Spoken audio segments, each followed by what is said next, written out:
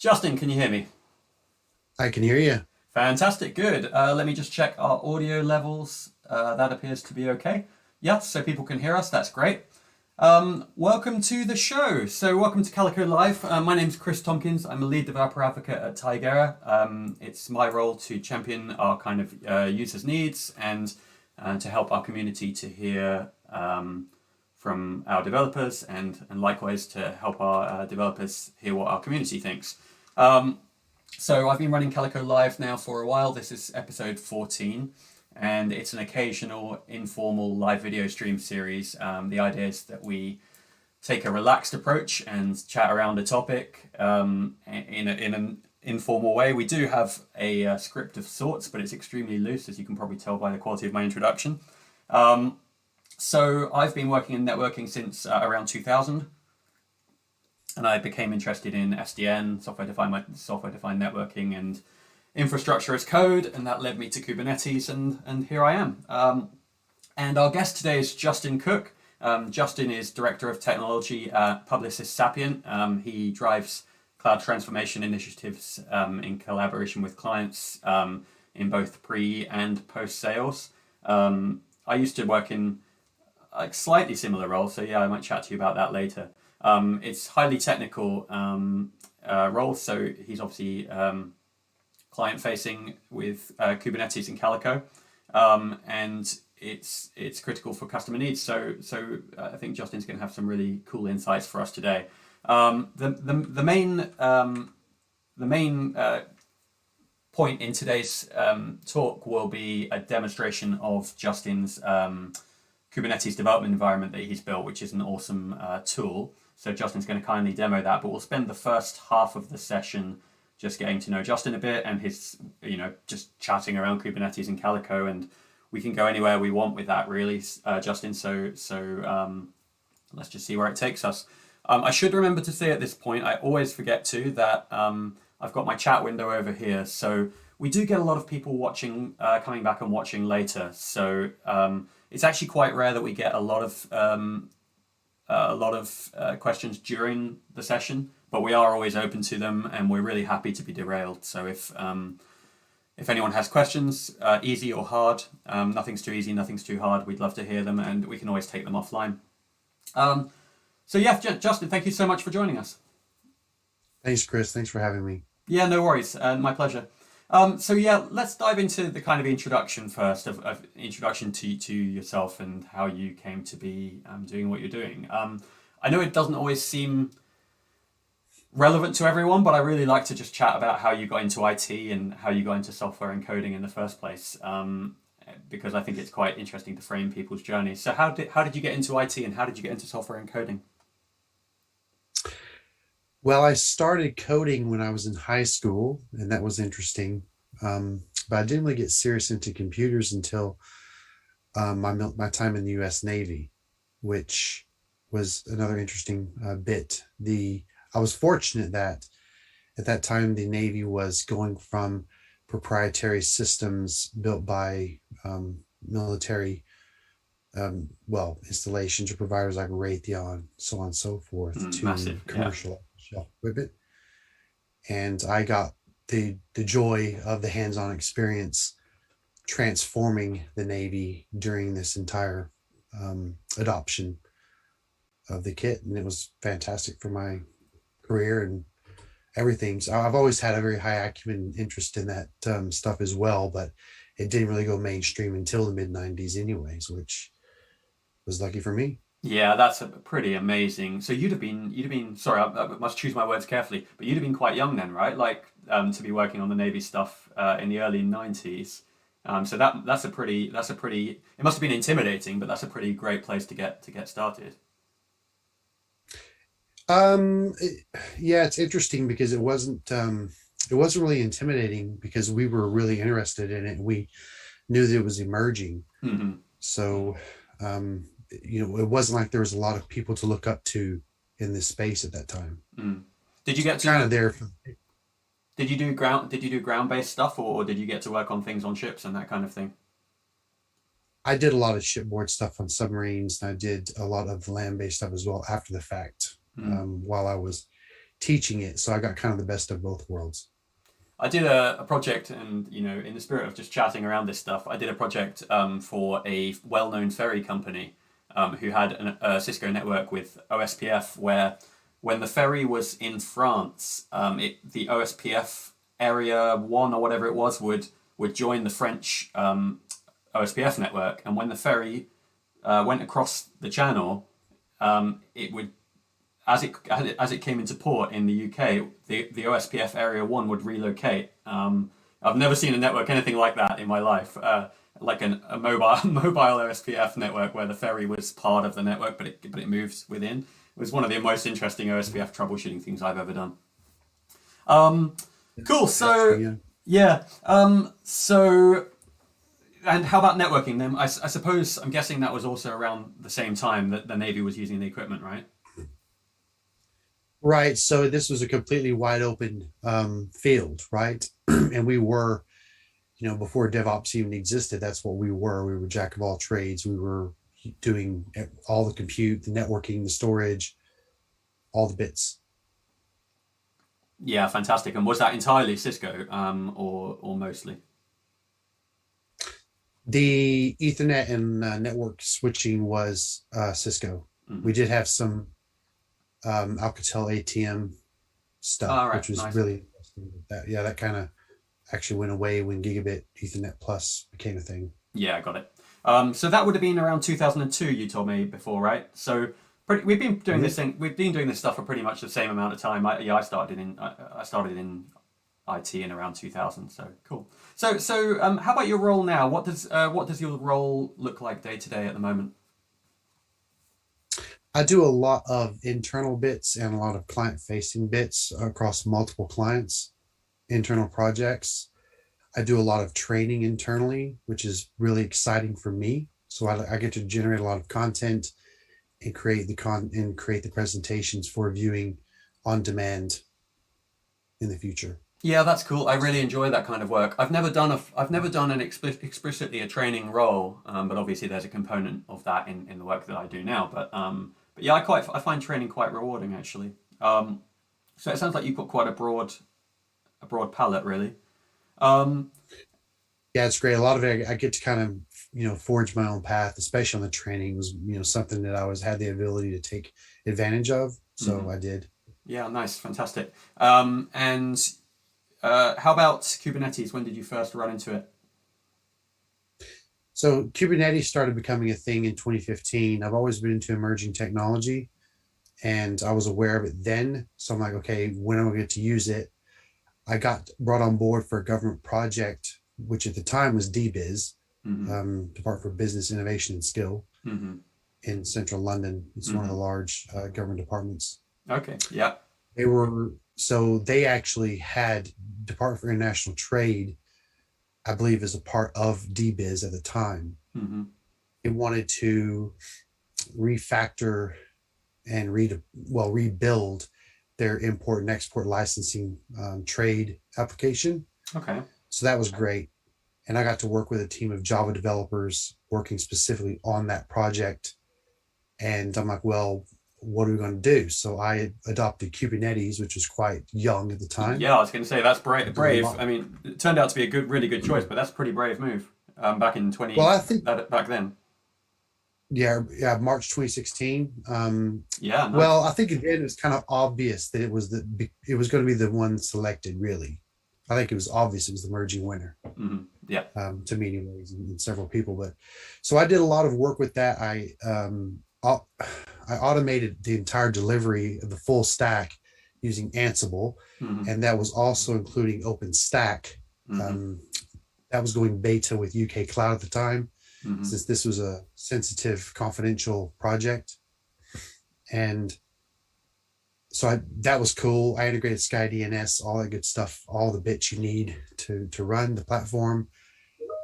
Pretty proud of myself on that accomplishment. But I went on holiday to Australia for 2 or 3 weeks and gave the keys to the developers. You just run this in the morning. It builds the full stack. You can do whatever you want. End of the day, you run this command, it tears it down. I got no phone calls or emails the entire time I was in Australia. And I was like, and they must not be using it. Yeah. That's So yeah. It's either going it's either going incredibly well or they haven't turned it on yet. Yeah. yeah, right. So I came back, and sure enough, it was they were loving every bit of it. I was like, wow, Wow. this is cool. Yeah, that's really cool. And this was the beginning of summer 2016. I started, during the Googles, I was coming up with OpenShift v3 stuff, and sure enough, I had done a lot of what OpenShift v3 did. Hmm. And well, why am I not using OpenShift v3 then, right? Why should I maintain all this mess? And so I adopted OpenShift v3. The project manager was totally willing to do that, and that worked out really well for me. I ended up doing a lot of work for Department for Education, porting it over to Azure, and other big banks brought me on board to help them adopt OpenShift v3 at the Hmm. time, and then the sky's the limit. It just kept going from there, and here I am now. Yeah, so it sounds like your the whole way through your career you had some cool opportunities, but yeah, you really jumped to them by the sound of it, which is great. I was trying to think when you said 2016, I was trying to think when I first used Kubernetes, but to tell you the truth, it was significantly after that. It was probably a year after that when I first started really using it. Because I came into it from just networking, and actually I was running Ansible as well. I think we've chatted a little bit about it on Calico Live before, but that I was using Ansible for our Juniper switches because they've got a really nice idempotent CLI that allows them to be automated nicely with Ansible. But yeah, I find Ansible to be quite an interesting tool, incredibly flexible tool. You can do so much with it. You can also create yourself quite a mess with it as well if you're not careful. So how about Calico then? When did you first run into that? So it had to have been about 2019. I was doing a lot of work on EKS by then, Hmm. and I'm also big into training, so I consume a lot of premium training from the likes of Udemy and Pluralsight, um, a Cloud Guru. What else? There's even more. O'Reilly. Hmm. Anyway, Tigera was starting to release a lot of training sessions for Calico, and I Hmm. started getting into it then. And I was like, wow, there's a lot of. I understand why we should be using this, and so I did. Um, and I just kept going on from there. And I'm just a big fan of Calico because of the network policies primarily, but the enterprise product has a lot of fantastic capabilities that make a lot of sense for large clients, big banks, again, government departments, and so on and so forth, to have the luxury of using such a utility. Yeah, I try to talk almost entirely about open source. But having said that, when I was at KubeCon, I ended up doing the enterprise and cloud demos a few times. Where we had such a busy booth at KubeCon last week, and so I was primarily doing eBPF data plane demos. But when the other guys were busy, I was doing enterprise and cloud demos. And yeah, it's really nice seeing people go, oh yeah, that would be useful for us in X, Y, and Z scenario. So yeah, it's a great tool set through all the way from open source up to enterprise. Um, but that initial training, those initial training bits of content that you mentioned, a lot of it was Alex Pollitt, who actually helped to recruit me. And I even said on Calico Live before that I directly attribute it to him and Sean Crampton and Lance. The quality of that initial training material, because I've gone on and tried to create more training material, and I've done my best to keep it of the same standard. But those first couple of courses are exceptionally high quality. I really do think so. Even though I work for Tigera, I do think it's really good material. So yeah, I'm glad you found it so as well. Absolutely. Yeah, cool. Um, he did some of the walkthrough diagrams in those courses, where it shows you a packet walk. It's incredibly hard to create that quality of content. I'm really, I'm kind of in awe of how well he did that.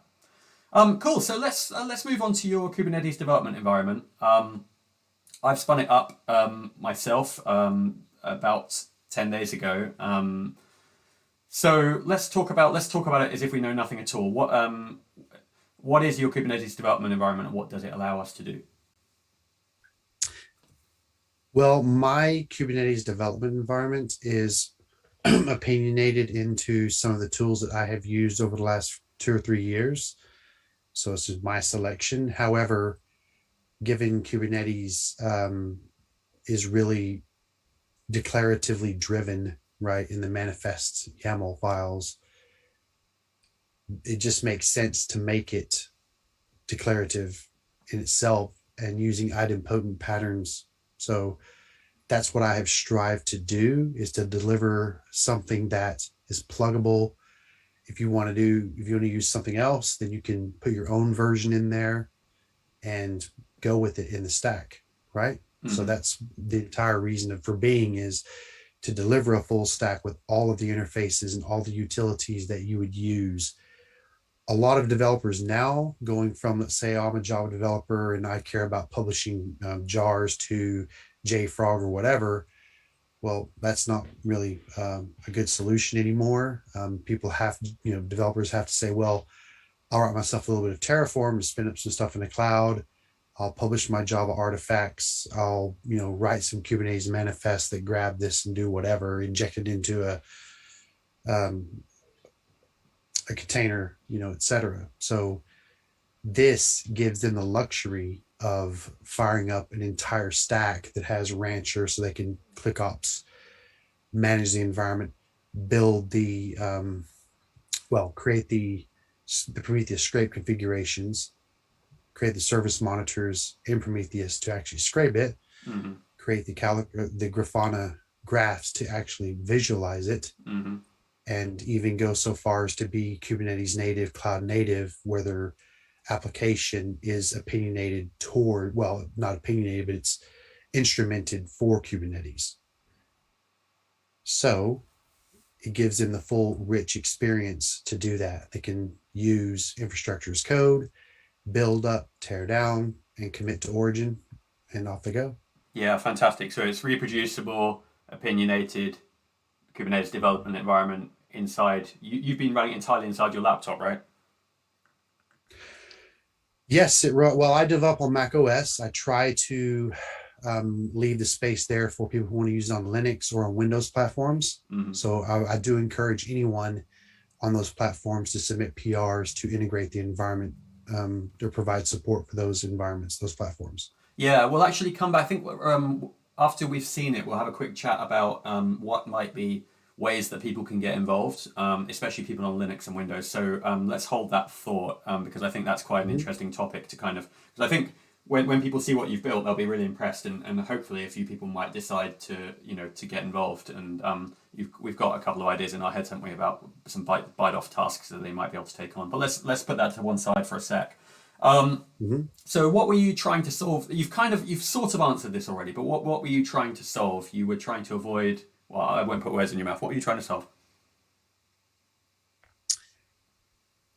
Saving time. Makes it providing the best practices, saving time, making everything very obvious, very intuitive. Mm-hmm. I believe that one of the reasons why I wanted to use Mac OS, Mac OS back in 2005 or whatever, is because to me it was a very intuitive platform that actually had support for a lot of the rich tools that we needed to, and I also had the flexibility of using the CLI that I knew mm-hmm. quite well on my Linux administration stuff. So very intuitive, very usable, very flexible, and that's really the method or the reason behind the madness, I suppose. Well, so when did actually, it's a bit of an aside, but remind me, because I'm not primarily a Mac person. When did Mac switch to x86? What roughly? That was around 2000. Well, it was around 2003-ish. Yeah, right. So you kind of you switched to it just after it kind of had matured, essentially, right? Yeah, I really loved it, and my HP desktop was dying, and it finally died hard, and I had no choice but to go straight to the Apple Store on Regent Street, and I walked in and I said, I want that iMac give it to me now. Don't ask me any questions because they try to upsell you. It's like, well, I'm already asking for the highest spec one you Yeah, got. you can't upsell something. I want the highest spec one you got. Here's my credit card. Just give it to me now. And even those days, it was the iPhone credit card machine. Boom, off you go, and it took all of 5 minutes. Yeah, nice. Yeah. It's when I started to pay attention to Apple again. It was a really shrewd move that they made. Cool. Okay. Mm-hmm. And so, what were the big challenges for you getting the development environment up and running to a point that you're happy with? I mean, and I guess leave out the things that are still outstanding because, like I said, we'll come back to those. Mm-hmm. But anything that you kind of overcame.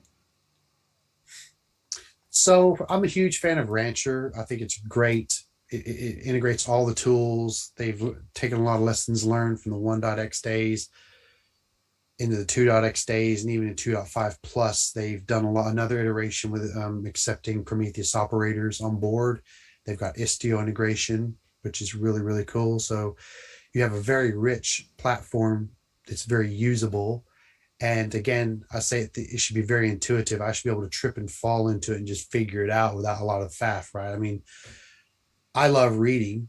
I love doing all that stuff on training platforms, reading books, but sometimes it comes down to the crunch where you just got to get something done as soon as. And I'm not interested in spending weeks learning perhaps a different programming language and different configuration formats for different tools and different workflows, because the convergence of software over the last decade has been orders of magnitude, right?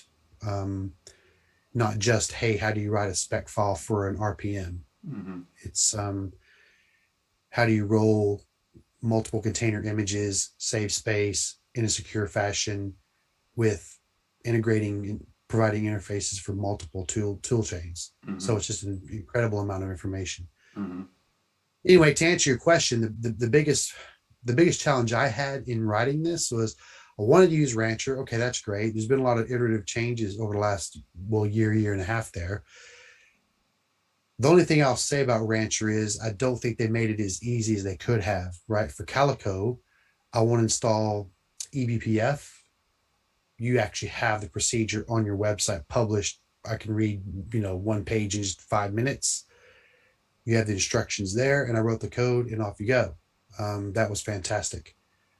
With Rancher, on the other hand, I had to do a lot of searching and look under the covers a bit to finally figure out where I can go and grab, the Helm charts from to install that, and what exact versions do I really need. They didn't make it very easy. In the ClickOps world, you install it, you say, yeah, install Prometheus, thank you very much, and it gives it to you. But exactly how is it doing that? So I had to do a bit of extra legwork for that. Yeah. That's actually almost my issue with ClickOps, that I think most engineers struggle to let go. You need to see the detail that comes with what's happening under the hood. My own deployments of Rancher before I started at Tigera in a previous role, we found Rancher incredibly helpful as we were upskilling, and then it started to feel like it was getting in the way a bit. Having said that, I think it has dramatically improved in the time since I've moved on, and although I work with Rancher now occasionally, it's not a core part of what I do. It's the amount of scaffolding you need varies per user as well, and that can be a challenge. Anything else that you found challenging?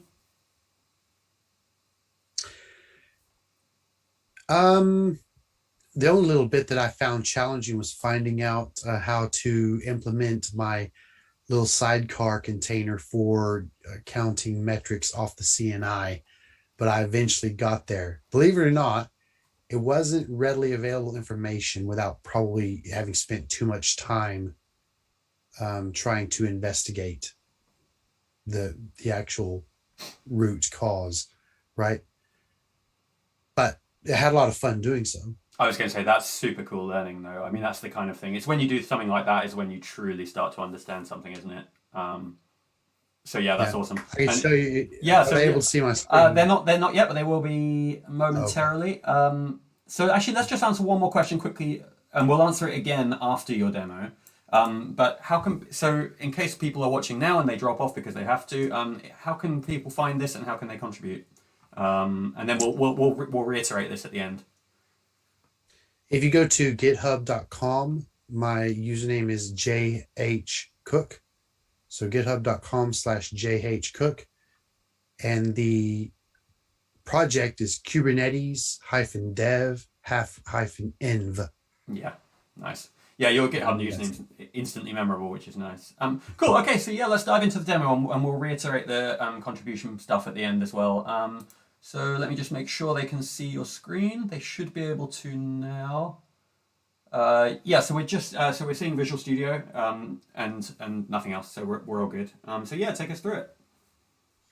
Okay, great. So this is the Kubernetes dev env, and I generally put a README markdown file in all of the folders, just to give you, again, that's my idea. I feel of making it very easy to figure out what's going on. So in the root, you have the README, and this is explaining why this exists.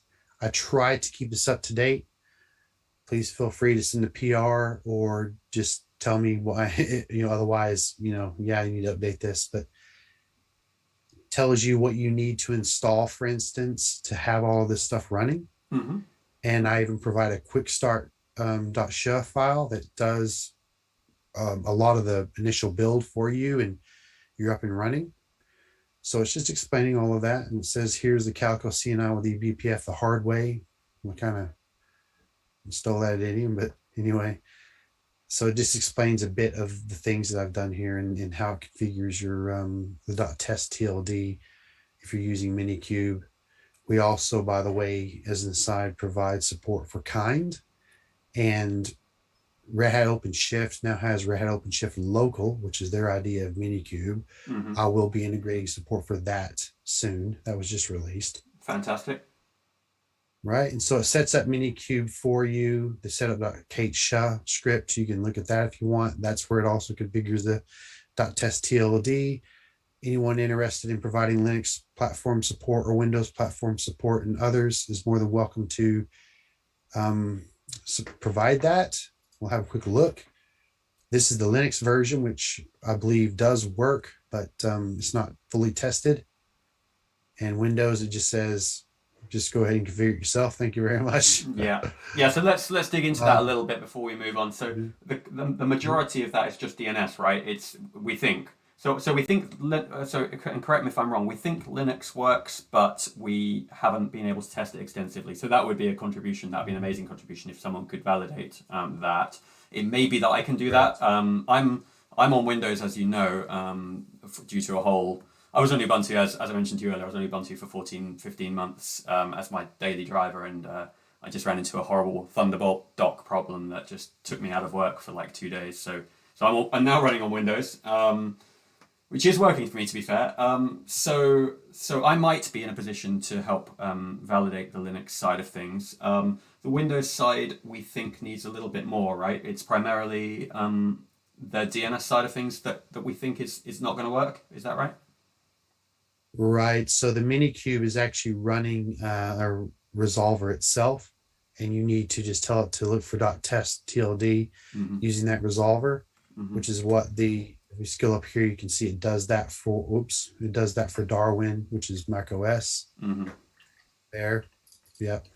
And then Linux, and then anything else, it just says unknown platform. So please do help me out on that. Yeah, nice. And there might be a bit of extra complexity on Windows as well, because as you and I spoke about, you've got WSL, which is the Windows subsystem for Linux, which is really, really mature, but I'm not 100% clear on how it plugs into the host machine's DNS and so on. It essentially runs a Linux VM that is hidden from you, so it's not that obvious to understand how it hooks into the components of the main Windows OS. So yeah, I don't want to make any promises, but I would like to get to those. But if anyone watching this has the time and the inclination, it would be amazing to help Justin, because he's done some really great work here. Cool. All right, so let's go on past that then. So this is the quick start.sh script, right? And I like to do everything proper, so you can see I have this is the MIT license for using the software. And I do use shell check to provide, nice shell scripting that's syntactically correct and doesn't have any known issues, right? So anyway, so we've set up Kate's install Calico. So what I did was, if you want to have a quick look at that, Yeah. follow the instructions directly off of your site, which it grabs the manifest for the operator off of your site, and then we wait for that operator to actually run. And once that's done, we install Calico using the installation kind, and we then wait for all the installation to be progressing. And once we do that, we wait for the Calico cube controllers to roll out. And we just wait for the status of all the controllers here. So here we say, are they actually rolling out? And if they are, we just wait for them to roll out. Fantastic. And it's good to see that you're doing that, the operator install, because it should mean that the operator install is very much what we're focused on now. That's the correct way to be doing things. So that should stay correct in the future. Great. And then so after Calico, you're going straight into installing Rancher. Yep. So we install Calico. We're very good to go. We install Rancher, which is cool. We don't cover that, but if you want to look at that, you're more than welcome to. Yep. We then install monitoring, which we're not going to look at that, but that's using the Helm charts provided by Rancher themselves, because it has a little bit of configuration for Rancher, but it still uses the upstream Prometheus controllers. Then install, we configure Prometheus by doing a few bits. We can have a look at that. Yeah, please. Monitoring, configure Prometheus. And so this is the interesting part where we're using Calico. So it's opinionated towards using Calico. If you haven't installed Calico, then you can still install these services. It's just not going to do anything because there's no labels that'll match, right? So we install the services, and here we then patch the Felix configuration to enable metrics. Once we've done that, we create services for those metrics with the appropriate labels and selectors. We patch the Ingress Nginx service to provide the correct scrape configurations for Prometheus, so it'll notice that and start getting the metrics from Nginx controller, which is quite rich. We have an example of that later on. And we patch the Nginx controller as well to scrape, and we create service monitors for Calico to be scraped by Prometheus. So this is actually telling Prometheus to scrape the Calico Prometheus config/metrics endpoints. Fantastic. Yeah, really nice. Justin, I just want to tell you that we've had a comment on the YouTube chat just saying thanks very much. This looks incredible, and thank you so much for sharing it. You're welcome. I don't have a name, but it's someone in the Czech Republic, I believe, which is fantastic. So it's great. Great to hear that people are liking it. Okay, take me through it. So we keep going. We use service monitors for the Calico controllers, and then we also create one for Ingress Nginx as well. So we now are scraping metrics from the Calico controllers and the Nginx controllers. I shared, just so people know, if anyone isn't familiar with how Prometheus is set up against Calico and what you're doing here, I shared a blog post a couple of months ago, I'm going to say, which roughly covers off going through this stuff by hand. Which is what I use. Yeah, great, fantastic. So yeah, I thought it looked familiar. So if anyone doesn't understand what Justin's gone through here or wants to dive into this in more detail, then look for that blog post. I might see if in a second when you're doing a bit that I'm familiar with, I might see if I can find the URL and chuck it in the YouTube chat. And we configure the Grafana dashboards now, right? So now we're getting metrics. Let's go ahead and show it off. This little wrapper looks inside the dashboard subdirectory and applies any YAML or JSON files it finds. pretty dangerous, but hey, it works. So let's look here at monitoring dashboards. You'll notice that we have Calico and Nginx Grafana dashboards. And since we do in fact have Rancher, I will go ahead and switch over and you can see Rancher. If we go to monitoring tab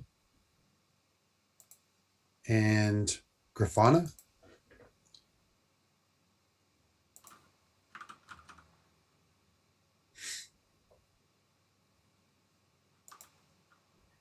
you can see down here that we have Felix dashboard.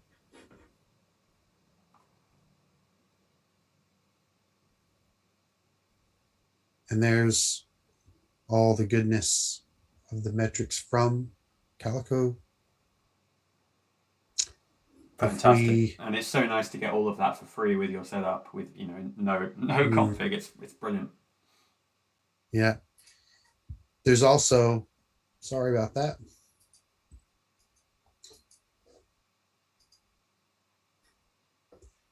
I thought there was more than that Calico one there. I just have to scroll through and find it. No worries. Just while you're doing that, I've shared the URL to the blog post we mentioned. Okay. But this is the Nginx one that we've applied. So you could see the Nginx Grafana dashboard is really cool if it ever decides to load.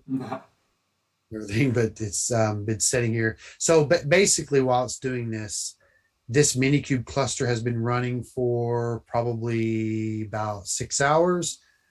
I fired it up, and it gives you the boutique application, which if you're not familiar with that, this is a really cool application that Google has provided that gives you the ability to test and put a bit of load on Kubernetes. It also provides Locust, so you can see here, which is a load testing tool. And this has been running all for about that same time with 10 users. Look at all the fails, right? Yeah, so let's just tell people what Locust is. Locust is a way to run repeating tests against a web server. So the fails are presumably just due to load, I'm assuming, on your home machine, right? Right. So the way that this works, if we go back over to the code and we look at, boy, where does it install? Somewhere in here it actually installs Locust, but there's like 2,400 lines of code in all this stuff, by the way. So I sometimes have a hard time. Oh, maybe it's install boutique. Yeah. Yeah, no worries. So if you go here and look, it actually clones the GitHub repository for microservices demo, which is boutique. Mm-hmm. And then it changes into that directory and applies the Kubernetes manifests. And eventually, after the rollout status is successful, it then tells you to open your browser to it. And it also starts up Locust here at the very end, right? So it tells you open your browser to this page, which is Locust. And then it runs Locust, and it tells you how to actually open your browser and go to Locust as well, which is part of the Locust configuration. Inside this repository is the Locust file, which provides all of all the configuration for Locust testing, right? So everything you're seeing here is right out of the box. I do nothing but grab the repository from upstream and I run it. Yeah. What's cool about this, though, is that you've created something where it would be so easy for someone to plug in their own content here and test and learn how to test it. I've also just shared it in the YouTube chat. I've shared the link to the microservices demo Akka online boutique.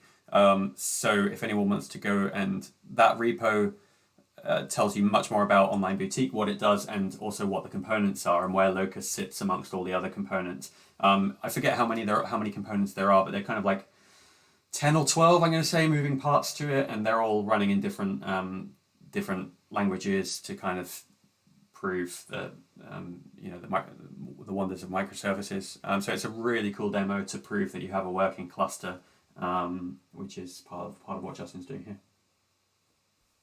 Mm-hmm. Great. So we have ren quickstart.sha. That's what you get out of the box, which is cool. it's up and running, and you open up your locus in the browser and you say, run this test, and off it goes. And that's just what I did this morning. However, we need to configure horizontal pod auto scaling, which I've already done. And this is really cool. And I put a lot of work behind this because it's some stuff that I wanted to actually do and exploit for some really interesting use cases. Mm-hmm.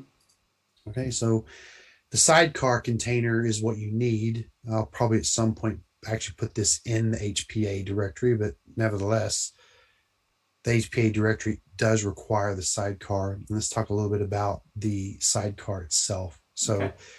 if we go to the sidecar directory, you'll see there's an init directory as well.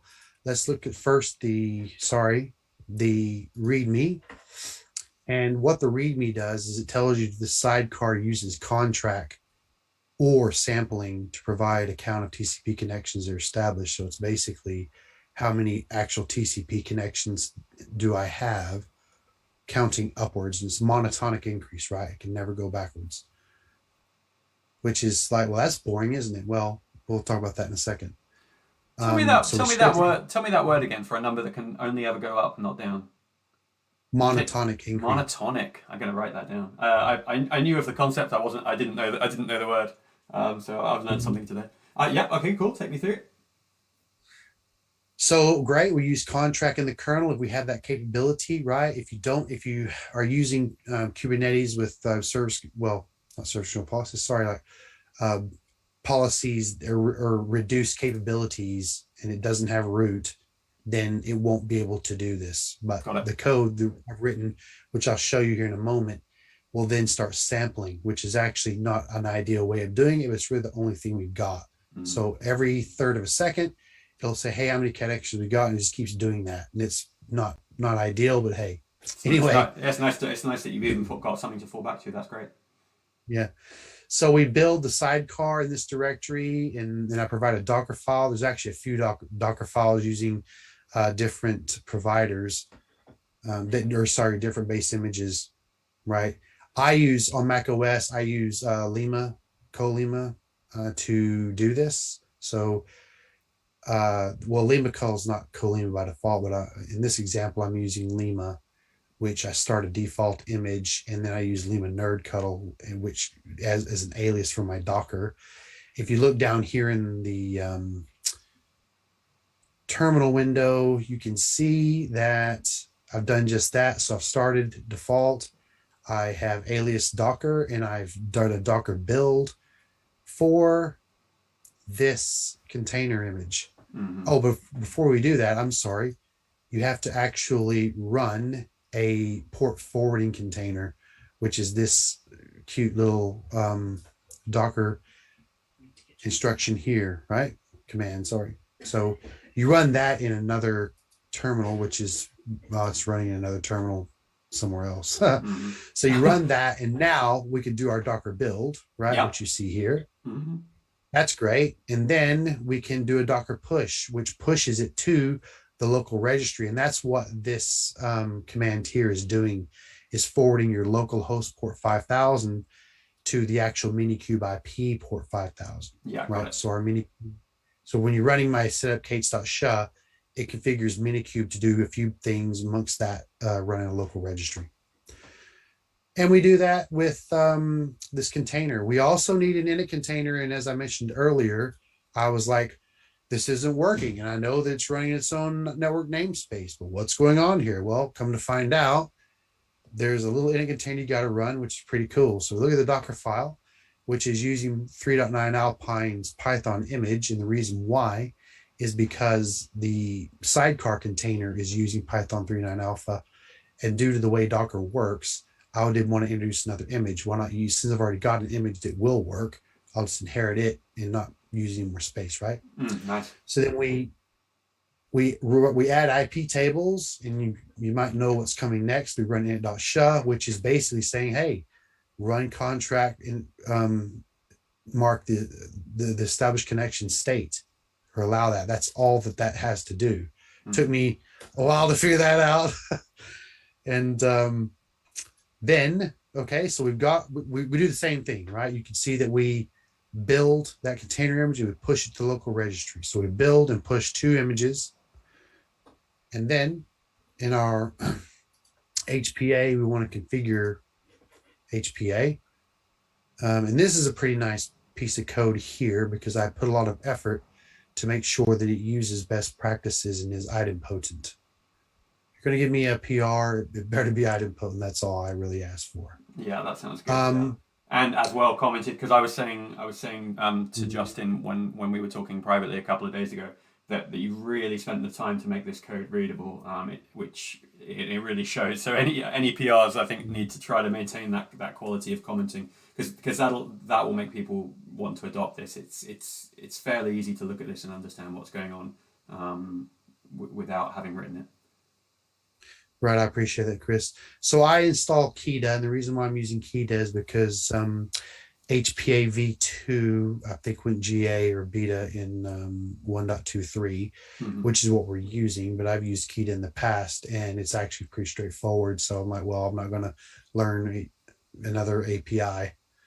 Anyhow, so we install Kita, and then we go through our deployments. Hold on a second. We'll wait for Kita to roll out, right? Great. We need to have a front-end ingress for our boutique application, which is what that does.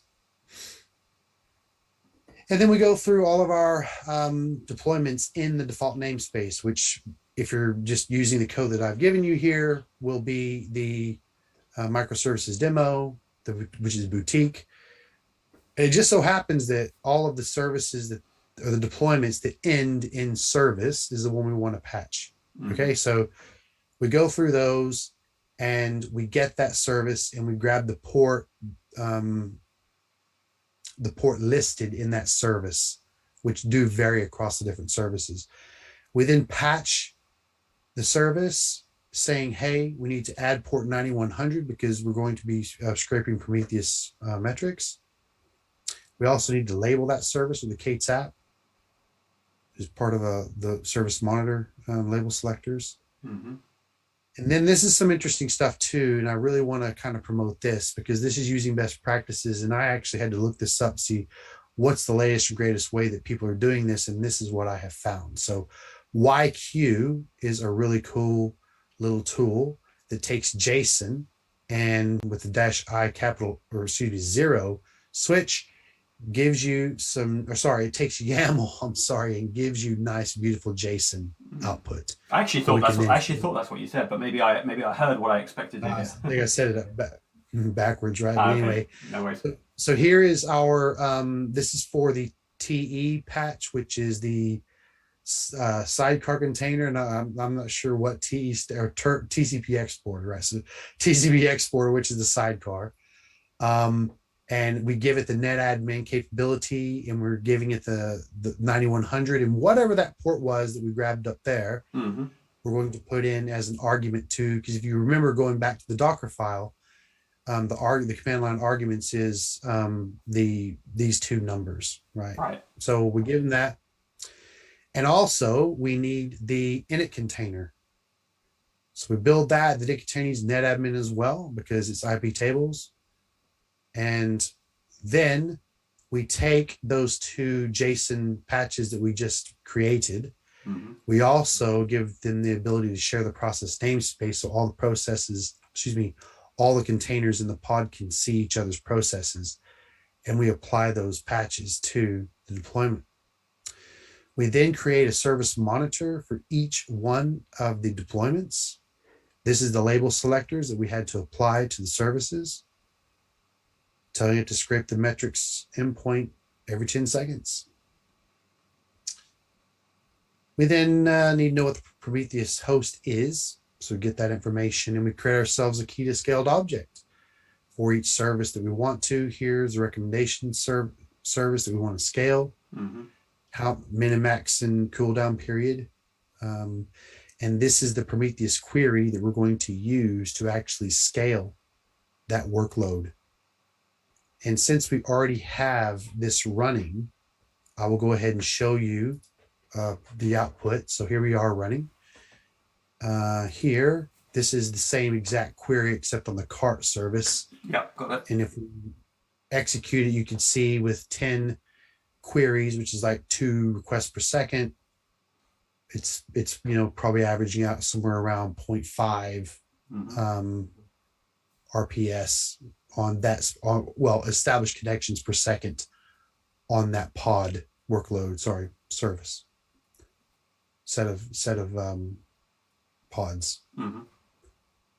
Okay, cool. And I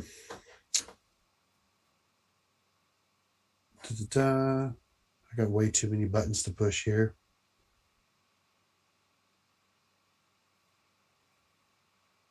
Gosh.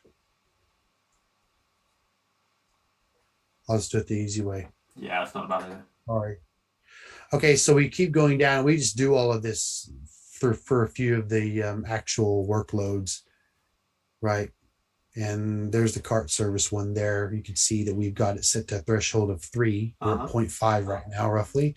So if we increase the request per second or the workload, this will eventually scale up that workload, and it does actually work.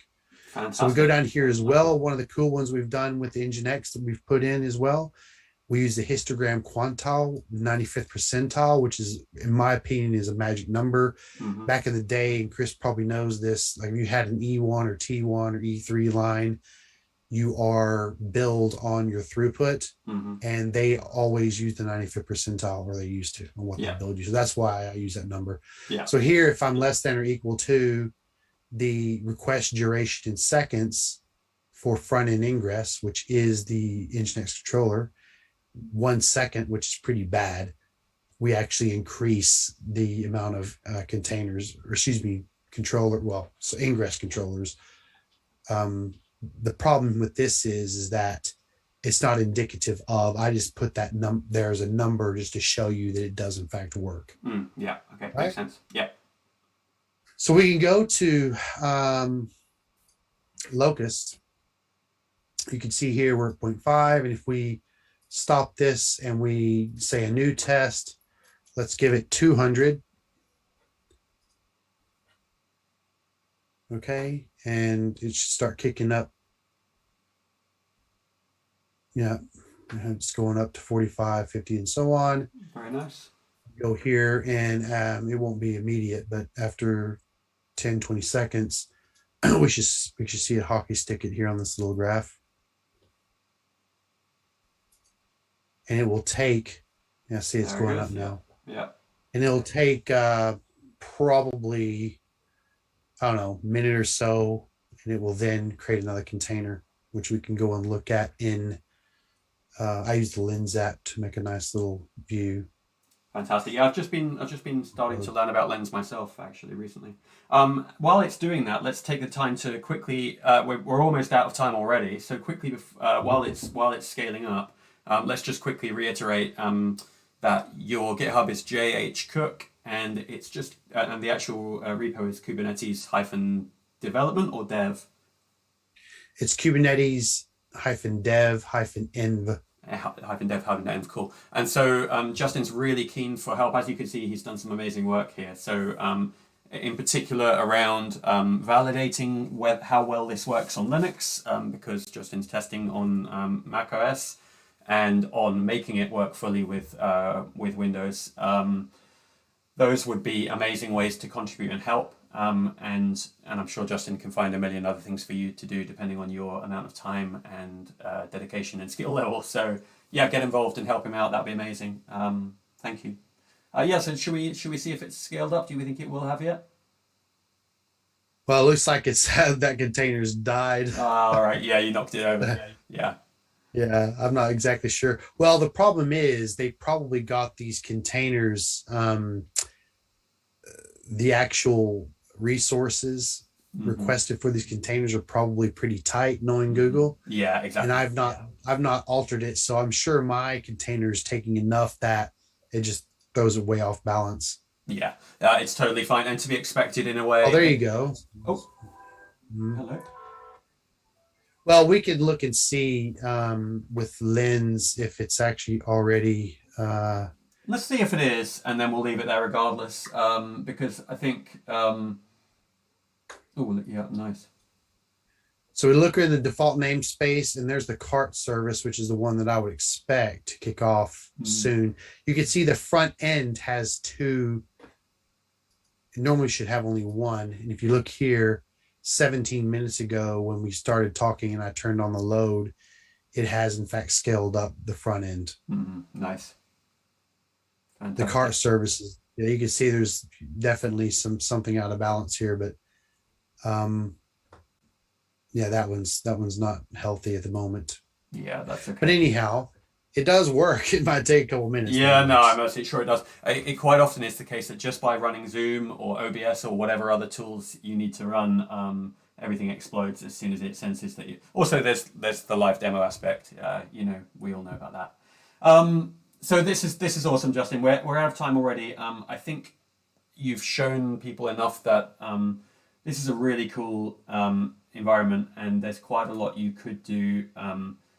I think there's a lot of ways you could use what you've built. You could come at it simply as a learning thing, and you could learn quite a lot just by going through what you've built and trying to understand why you've made the decisions you've made. Like you said, it's opinionated, and to go through it and understand why. You could easily contribute back, and you could easily substitute you in your own set of components that you want to test, and that would work equally well. So this is really awesome work.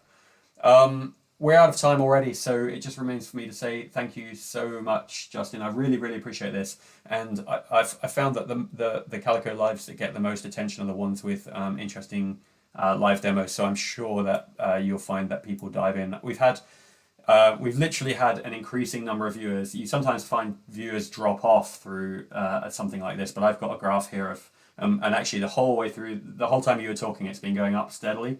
So that's testament to how interesting it is. Justin is on the Project Calico Slack, and I'm sure reachable through a lot of other channels. Is there any way you prefer to be reached if anyone wants to reach out to you, Justin? I think, well, in this one, the Calico Slack is ideal. Definitely jump on there and don't be afraid to get in touch with me. If you need some help, the Tigera employees are on board and they can give you an answer pretty quick. So yeah, fantastic. A place to build a community. We may even find that we have enough to do another session, but we'll talk about that offline. All right, thanks, Justin. Let's leave it there. Thank you so much. Thanks, everyone.